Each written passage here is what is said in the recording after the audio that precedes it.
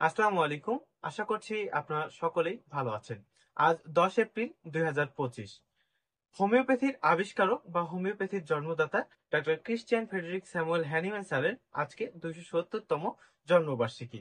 এই জন্মবার্ষিকী উপলক্ষে আজ সারা বিশ্বব্যাপী পালিত হচ্ছে বিশ্ব হোমিওপ্যাথিক দিবস। এই হোমিওপ্যাথিক দিবসে আমি স্মরণ করছি আমাদের সেই মহাবিজ্ঞানী যার মাধ্যমে আমরা হোমিওপ্যাথিক চিকিৎসা ব্যবস্থা পেয়েছি এবং যার মাধ্যমে মানুষকে খুব সহজভাবে এবং স্বল্প সময়ে হোমিওপ্যাথিক চিকিৎসা পদ্ধতি দ্বারা কোনো প্রকার ক্ষতি ছাড়াই আরোগ্য করার এই জ্ঞান বা এই পদ্ধতি সম্পর্কে আমরা ধারণা পেয়েছি।